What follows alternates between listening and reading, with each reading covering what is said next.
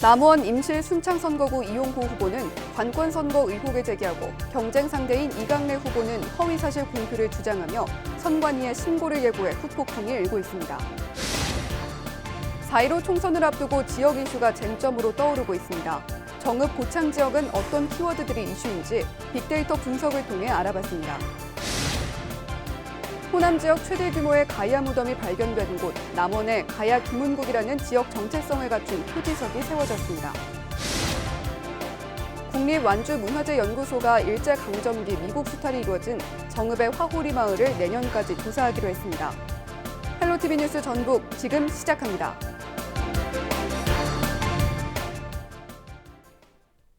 여러분 안녕하십니까? 헬로티비 뉴스 전북입니다. LG 헬로비전 전북방송이 주최한 제21대 국회의원 선거 후보 토론회에 참석했던 후보들이 상대방 발언을 놓고 공방을 벌이고 있습니다. 남원 임실 순창 선거구 무소속 이용호 후보는 관권선거 의혹을 제기했고 민주당 이강래 후보는 이용호 후보가 허위사실 공표 발언을 했다며 선관위 신고를 예고했습니다. 김남호 기자가 보도합니다. 제21대 국회의원 선거 남원 임실 순창 선거구에 출마한 무소속 이용호 후보는 최근 남원시장과 순창 군수를 상대로 공개 질의서를 발표했습니다. 질의서에는 지난 1일 LG 헬로비전 전북방송과 전북 CBS가 공동 주최한 방송 토론회에서 나온 민주당 이강래 후보의 발언에 대한 사실관계를 묻는 내용이 담겼습니다. 논란이 되는 발언은 출마를 공고한 사람들이 누구냐는 질의에 이 후보가 현직 지방자치단체장을 거론한 부분입니다. 지역에 이제 가면 옛날에 함께했던 분들 다들 이구동성으로 돌아와야 된다는 말씀도 많이 하시고, 네. 또 그리고 이제 제가 다 공개적으로 밝힐 수는 없습니다만 남원 지역에서 현재 정치를 하고 있는 분들, 또 순창도 마찬가지입니다. 이제 그런 분들이 지금 남원시장 순창 무슨을 포함해서 네. 이런 분들이 전부 제 지역 특정을 이야기를 하면서 네. 돌아와야 된다는 말씀들을 많이 하셨습니다. 이 같은 발언에 대해 이용호 후보는 민주당 소속 자치단체장들이 선거에 개입할 수도 있다는 것을 의심하게 하는 부분이라고 주장했습니다. 반면 민주당 이강래 후보는 이용호 후보가 잘못된 법안 처리 비교표를 제시하면서 유권자들에게 허위 사실을 공표했다고 주장했습니다. 허위 사실이라고 주장하는 발언은 이강래 후보가 자신의 국회의원 재임 시절 12년 동안 의정활동 중에 대표 발의는 17건, 이 가운데 통과된 법원은 2건이라는 내용의 패널을 제시한 부분입니다. 페이스북이나 이런 데 보니까 막 제가 이제 조금 했다로 이야기를 하고 여기 있습니다. 그걸 봤는데 제가 볼 때 저거는 전부 사실과 많이 다르다는 그렇습니까? 말씀입니다. 그럼 만일 다르다면 제가 나중에 데이터를 한번 주시고요. 말씀하시죠. 저희가 이제 제가 볼 때 이거는 잘못하면 허위 사실로 연결될 수 있다는 그렇습니까? 만일 제가 이게 다르다고 한다면 나중에 수정을 하겠습니다. 이 부분은 다시 확인하시죠. 그러면 한번 답변해 주시죠. 이게 틀리다고 한다면 예. 한번 답변을 주세요. 몇 건이나 하셨는지. 이에 대해 이강래 후보 측은 의정활동 기간 모두 26건의 법안을 대표 발의했고 이 가운데 6건의 법안이 통과됐다고 반박했습니다. 이 후보 측은 전체 유권자가 볼 수 있는 토론회에서 명백한 허위 사실임을 주지시켰다면서 선관위 신고를 검토 중이라고 밝혔습니다. 총선이 일주일 앞으로 다가온 가운데 표심을 얻기 위한 후보 간 공방이 치열해지고 있습니다. 헬로티비 뉴스 김나호입니다. 각종 언론 매체에서 다뤄진 우리 지역의 핫 이슈를 빅데이터 분석을 통해 알아보는 시간, 빅데이터로 보는 지역 이슈입니다. 4.15 총선을 앞두고 지역 이슈들이 쟁점으로 떠오르고 있는데요.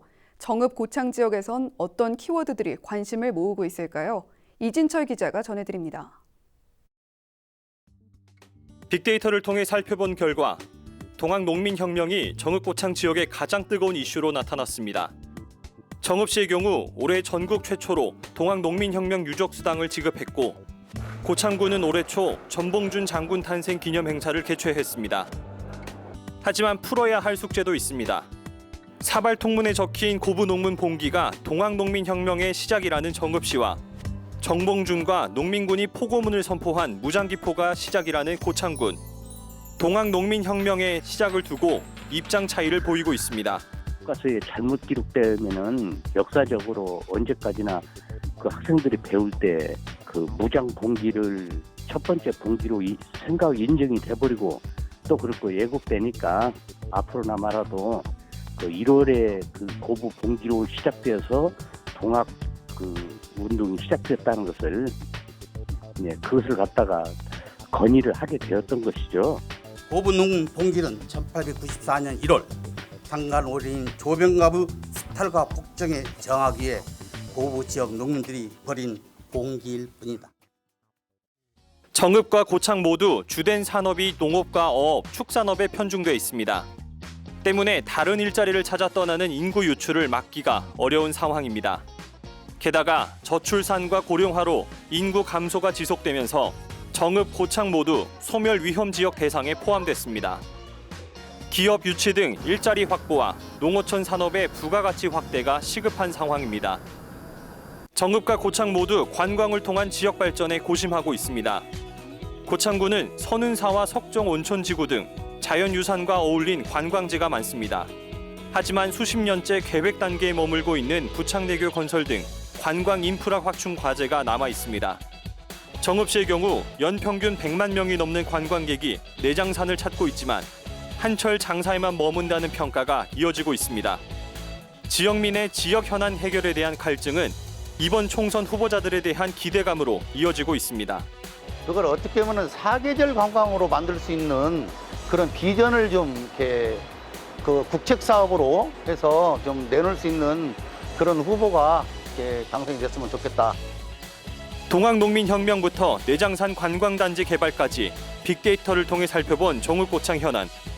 뜨거워진 총선의 열기만큼이나 지역 현안 해결에 대한 관심도 높아지고 있습니다. 헬로티비 뉴스 이진철입니다.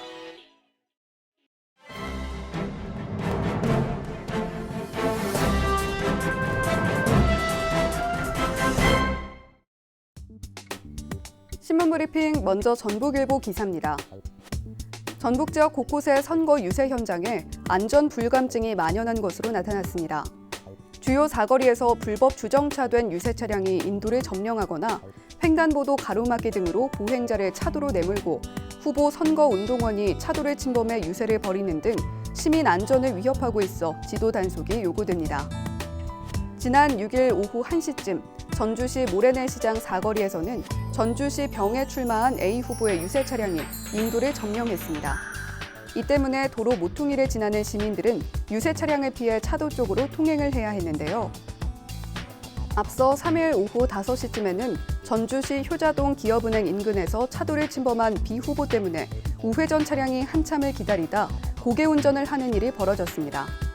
이에 대해 전북경찰청 관계자는 선거운동임을 감안해 계도 위주의 조치를 하고 있다면서 안전사고가 발생하거나 시민 안전이 위협받지 않도록 현장에서 보다 적극적인 조치가 이루어질 수 있도록 하겠다고 말했습니다.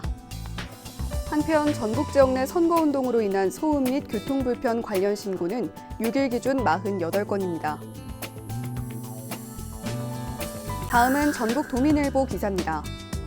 전북도가 도내 미디어 인프라 확보를 위해 시청자 미디어 센터 유치에 나섭니다. 지난해 전국에서 62만 4천여 명이 이용할 정도로 지역사회의 새로운 문화적 공공 인프라로 정착한 시청자 미디어 센터를 전국에 구축해 미디어 환경 변화에 대응하겠다는 입장인 건데요. 이달 내 유치 신청 공모가 시작되면 5월까지 유치 신청서를 제출해 6월에 심의를 거쳐 최종 결정됩니다. 시청자 미디어 센터는 미디어 이해 및 활용 능력 제고를 위한 미디어 교육 및 체험 운영, 1인 미디어 콘텐츠 제작 지원, 제작 멘토링, 커뮤니티 운영 등의 역할을 맡게 됩니다. 지금까지 신문브리핑이었습니다.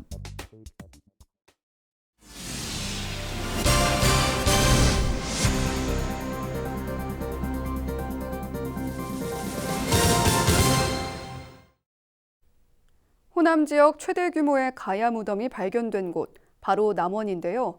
1500년 전 가야 김운국이라는 지역 정체성을 갖춘 의미 있는 표지석이 세워졌다고 합니다. 지난달 27일 개방한 순창의 체계산 출렁다리는 아쉽게도 운영이 잠정 중단됐는데요. 정명기 기자가 시군 주요 소식을 알아봤습니다. 수레바퀴 장식 토기가 출토된 남원의 청계 고분. 그 모양을 본뜬 표지석은 가야 김운국 때 황톳길을 달렸던 선조들을 표현했습니다. 백제 왕릉급 무덤에서나 나오는 청동 거울이 발견된 두락 고분. 청동 거울 모양의 파란색을 입혀 자손만대가 영원하기를 바라는 조상의 염원을 담아냈습니다. 호남 지역 최대 규모의 가야 무덤이 발견된 남원시 아영면 일대 4곳에 이런 표지석이 세워졌습니다. 이번 표지석의 설치로 가야 김흥국의 정체성을 확보하고 주민들의 자존감을 높여가겠습니다. 전체 길이 270m의 체계산 출렁다리입니다. 지상 90m 높이에선 아찔한 긴장감이 느껴집니다. 지난달 27일 개방한 뒤 평일에도 하루 1,500명이 다녀갈 정도로 인기입니다. 그렇지만 정부의 강화된 사회적 거리두기 방침에 따라 운영이 잠정 중단됐습니다. 지역경제의 효과보다 건강을 우선시 두는 게 먼저라고 생각해서 임시 중단을 결정했고 사회적 거리두기 방침에 따라 연장 여부를 결정할 계획입니다. 탐스럽게 익은 딸기와 방울토마토, 둥근 삼각형 모양의 조개 동죽도 팝니다. 차에서 내리지 않고 살 수 있는 드라이브스루 방식으로 판매가 이뤄집니다. 전북도가 코로나19 사태로 한숨이 깊은 도내 농어민을 위해 농수산물 특판 행사를 연 겁니다. 사회적 거리두기를 지키면서도 또 농민들에게 새로운 희망을 줄 수 있는 차원에서 이렇게 드라이브스루 판매 방식을 행사를 갖게 됐습니다. 지난 4일 준비한 2,500만 원 상당의 농수산물은 판매 시작 4시간여 만에 모두 팔렸습니다. 헬로티비 뉴스 정명기입니다. 국립완주문화재연구소는 일제강점기에 쌀 수탈이 이루어진 정읍 신태인읍 화호리 마을을 대상으로 학술 조사를 진행합니다. 일제강점기 일본인들이 화호리 마을로 이주해 대규모 농장을 세우고 수확한 쌀은 군산항을 거쳐 일본으로 유출했습니다. 연구소는 전북도와 정읍시와 함께 건축과 조경, 농업 등 다양한 관점에서 화호리 마을 조사를 진행합니다. 연구소 관계자는 연구 결과를 바탕으로 문화재를 등록하거나 지정하는 작업도 가능할 것이라고 말했습니다. 내장천변 도로 일부 구간의 차량 통행이 4개월간 금지됩니다. 정읍시는 월영 소하천 정비공사를 위해 송악 삼거리부터 월영마을 인근 약 2.3km 구간에서 차량 통행을 금지한다고 밝혔습니다. 통행 금지 기간은 오는 13일부터 8월 13일까지입니다. 정읍시 관계자는 해당 공사를 조기에 완공해 더 좋은 교통 편익 제공에 힘을 쏟겠다고 말했습니다. 김제 노인복지센터가 코로나19로 어려움을 겪는 지역 내 홀몸 어르신 300명에게 간식센트를 전달했습니다. 김제 노인복지센터는 지역사회 후원과 자체 예산을 들여 800만 원 상당의 간식을 제공했습니다. 박경란 센터장은 개별 포장한 식품을 어르신 가정에 직접 전달해 따뜻한 온기를 전하고 싶었다고 말했습니다. 날씨와 생활입니다. 수요일 전북 지역 맑다가 오후에는 구름 많아지겠는데요. 대기가 매우 건조하고 아침에는 체감 온도가 낮은 가운데 일교차가 크겠습니다. 수요일 아침 최저 기온은 1도, 낮 최고 기온은 16도를 보이겠습니다. 자세한 우리 지역 날씨입니다. 아침 최저 기온은 임실 1도, 남원, 순창 2도, 김제와 정읍, 고창 4도, 부안은 5도를 나타내겠습니다.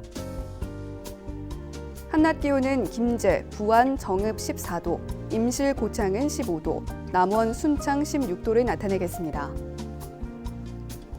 다음으로 생활지수입니다. 수요일 전북 지역 맑다가 오후부터는 구름 많아지겠습니다. 빨래는 자연 건조하시고요. 세차 효과도 좋습니다. 자외선은 강한 편입니다. 모자나 양산 준비해두고 외출하실 때 사용하시길 바랍니다. 이어서 주간 날씨 살펴봅니다. 이번 주간에는 대체로 맑다가 주말에는 구름이 많고 흐리겠습니다. 낮 기온은 평년보다 다소 높아 포근하겠는데요. 비 예보가 없어 대기가 매우 건조한 만큼 산불 등 화재 예방에 각별히 유의해 주시길 바랍니다. 이어서 우리 지역 바다 날씨 살펴봅니다. 전북 북부 해상과 전북 남부 해상 모두 오전에는 맑다가 오후부터는 구름 많아지겠습니다. 바다의 물결은 전북 북부와 남부 해상 모두 0.5m에서 1m로 일겠습니다. 지금까지 날씨 전해드렸습니다. 헬로티비 뉴스 전북, 오늘 저희가 준비한 소식은 여기까지입니다. 저희는 언제나 지역 주민 여러분 곁에 있겠습니다. 함께해 주신 여러분 고맙습니다.